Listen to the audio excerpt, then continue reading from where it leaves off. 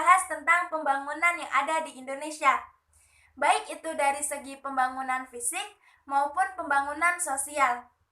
Indonesia merupakan negara yang kaya akan sumber daya alam, yang terbentang dari Sabang sampai Merauke, dengan hamparan pegunungan, lautan yang luas, beragam satwa dan hayati, serta warisan leluhur yang tetap terjaga, menjadikan Indonesia memiliki keistimewaan tersendiri.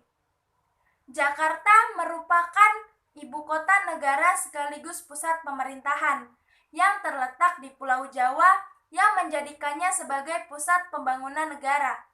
Lantas, bagaimana pembangunan di luar Jawa? Apakah pembangunan sudah merata di bumi Katulistiwa? Apakah terjadi ketimpangan pembangunan di bumi Nusantara? Untuk itu, mari kawan kita menilik pembangunan di pelosok Indonesia, khususnya Indonesia bagian timur. Wilayah Indonesia bagian timur diantaranya Sulawesi, Maluku, Nusa Tenggara, Papua, memiliki kekayaan alam yang sangat melimpah, baik itu di daratan maupun di lautan, dari hewan hingga tumbuhan, serta destinasi wisata yang sangat mengagumkan. Namun, di balik semua itu, mereka juga memiliki permasalahan yang cukup pelik dalam hal pembangunan, entah itu pembangunan fisik atau pembangunan sosial. Salah satu penyebabnya adalah letak wilayahnya yang jauh dari pusat pemerintahan, sehingga tidak menjadikannya fokus pembangunan. Presiden Jokowi dalam pidato kenegaraan HUT RI ke-74 mengatakan, Indonesia bukan hanya Jakarta ataupun Pulau Jawa, akan tetapi Indonesia adalah seluruh pelosok Nusantara, dari Sabang sampai Merauke. Menurut Presiden, pembangunan yang harus dilakukan adalah tetap Indonesia sentris, di mana agar seluruh lapisan masyarakat dapat menikmati hingga pelosok Nusantara. Untuk mewujudkan cita-cita tersebut, dibutuhkan peran berbagai pihak, baik itu dari partisipasi masyarakat ataupun dari pemerintah itu sendiri. Dan apakah kebijakan-kebijakan pemerintah saat ini sudah menyelesaikan permasalahan-permasalahan yang ada? Atau kebijakan-kebijakan itu hanya sebagai wacana semata? Untuk itu, mari kita lihat fakta-fakta yang ada.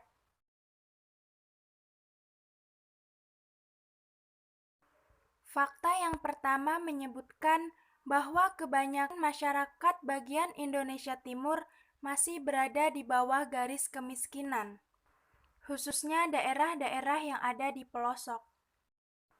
Berdasarkan catatan Badan Pusat Statistik atau BPS, Papua masih memiliki persentase kemiskinan yang tertinggi, disusul oleh Papua Barat, kemudian NTT, Maluku, dan Gorontalo.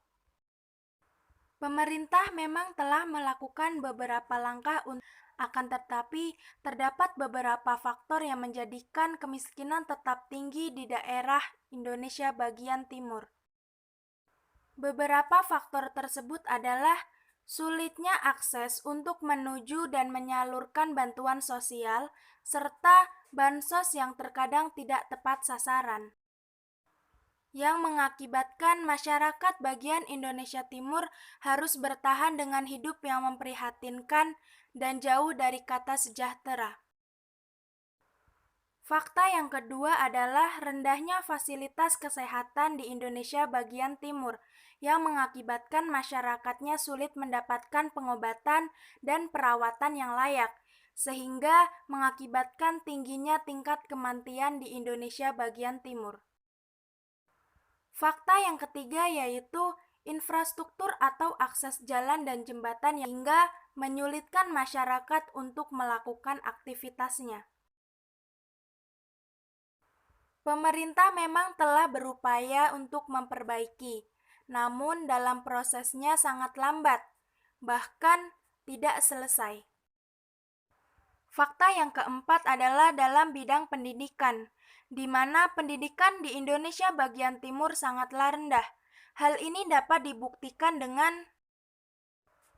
fasilitas sekolah yang kurang layak, alat tulis yang tidak memadai, jarak tempuh sekolah yang cukup jauh, bahkan kurangnya guru untuk mengajar. Hal ini juga disebabkan oleh cara pandang masyarakat, di mana seorang anak tidak harus bersekolah sampai ke jenjang yang lebih tinggi, akan tetapi lebih baik membantu orang tuanya untuk mencari nafkah. Fakta yang terakhir yaitu seringkali terjadi kekeringan di Indonesia bagian timur serta sulitnya mencari sumber air bersih, yang mengakibatkan masyarakat harus berjalan berkilo-kilometer atau memanfaatkan fasilitas yang telah dibangun bersama untuk memenuhi kebutuhan sehari-hari.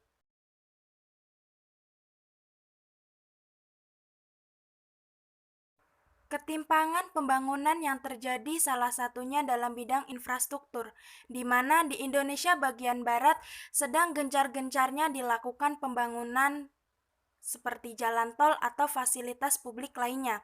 Sedangkan untuk di Indonesia bagian timur, pembangunan infrastruktur sangatlah kurang.